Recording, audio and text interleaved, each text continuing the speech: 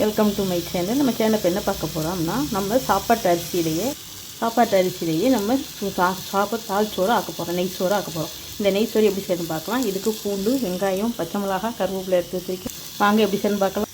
இப்போ பாருங்கள், நான் வந்து நெய் சேர்த்துருக்கேன். இதில் கரம் மசாலா எல்லாமே சேர்த்து, கோல் கரம் மசாலா எல்லாம் சேர்த்துக்கிறேன். இதேமாதிரி நீங்களும் சேர்த்துக்கிறேன். இது நல்லா பொரியட்டும். இப்போ பாருங்கள், இது எல்லாமே நல்லா பொரிஞ்சிருச்சு. இப்போ இதில் வெங்காயத்தை சேர்த்துக்கலாம். வெங்காயம் சேர்த்தாச்சு. இதிலேயே பூண்டும் சேர்த்துக்கலாம். நம்ம இது ஒரு கைப்பிடி பூண்டு இதையும் சேர்த்து நல்லா வதக்கி விட்டுக்கலாம். இப்போ பாருங்கள், இதிலேயே இன்னும் பச்சை மிளகாய் சேர்த்துக்கலாம்.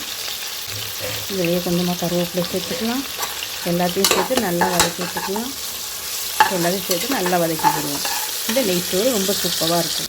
இப்போ பாருங்கள், இதில் ஒரு பெரிய தேங்காயில் ஒரு அரை மூடி பால் எடுத்து வச்சுருக்கேன். இந்த இதில் தான் 1.5 உலக்கு அரிசி சேர்த்துக்க போகிறேன். வாங்க பார்க்கலாம்.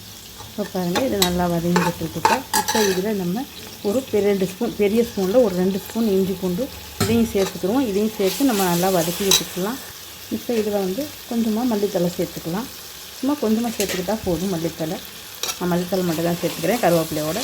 இது நல்லா வதங்கிக்கிட்டு இருக்குது. இப்போ பாருங்கள், இது நல்லா வதங்கிடுச்சு. இது வந்து கண்ணாடி பதம் வந்தால் போதும், இவ்வளவு வதங்கினா போதும். இதில் வந்து நம்ம தேங்காய் பால் சேர்த்துக்கலாம். ஒரு உலக்குக்கு 2 உலக்கு. ஆனால் புழுங்கல் அரிசி, நம்ம சாப்பாட்டு அரிசி தான் நான் சேர்த்துக்க போகிறேன். இந்த கணக்கில் இந்த ரேசியோவில் சேர்த்துக்கிடுவோம். இப்போ மீதமுள்ள தண்ணியும் சேர்த்தாச்சு. இப்போ இதுக்கு நம்ம தேவையான அளவு உப்பு சேர்த்துக்குவோம். இப்போ இந்த பால் கொதிக்கட்டும், பார்க்கலாம். இப்போ பாருங்கள், தண்ணி கொதி வந்துடுச்சு. இப்போ இதில் நம்ம அரிசியை சேர்த்துக்கிடலாம்.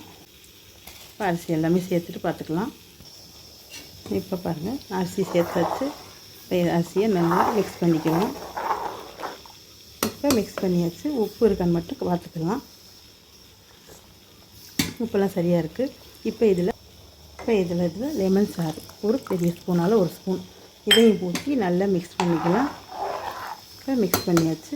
இதை மூடி போட்டு மூடியாச்சு. கொஞ்சம் நேரம் நின்று பார்க்கலாம். பாருங்கள், இந்த சாதம் எப்படி இருக்குன்னு பாருங்கள். இந்த கீ ரைஸு ரொம்ப சூப்பராக இருக்கும். பாருங்கள், ரொம்ப சூப்பராக ஜம்முன்னு ரெடி ஆகிடுச்சு. பாருங்கள், நல்லா பொழுன்னு கீ ரைஸ் ரொம்ப நம்ம சாப்பாட்டு அரிசியிலேயே ரொம்ப சூப்பராக ரெடி ஆகிடுச்சு. பாருங்கள், ஜம்முன்னு ரொம்ப நல்லா இருக்குது. பாருங்கள், ரொம்ப சூப்பராக ஜம்முன்னு ரெடி ஆகிடுச்சு.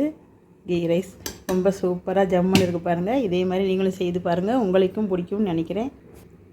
பாருங்கள், ரொம்ப சூப்பராக இருக்குது. இதே மாதிரி நீங்களும் செய்து பார்த்துட்டு எப்படி இருந்துச்சு கமெண்ட் பாக்ஸில் கமெண்ட் பண்ணுங்கள். மறந்துடாமல் கமெண்ட் பண்ணுங்கள் எப்படி இருந்துச்சுன்னு. இந்த சாப்பாட்டு அரிசியிலே இந்த சோறு ரொம்ப நல்லாயிருக்கும். இந்த சாதம் கீ ரைஸ் ரொம்ப நல்லாயிருக்கும். இது சிக்கன் குழம்போட மட்டன் குழம்போட சாப்பிட்றதுக்கு ரொம்ப சூப்பராக இருக்கும். இதே மாதிரி செய்து பாருங்கள். கமெண்ட் பண்ணுங்கள். இதே மாதிரி அடுத்த ஒரு மினி விழாக்கில் பார்க்கலாம். பாய்.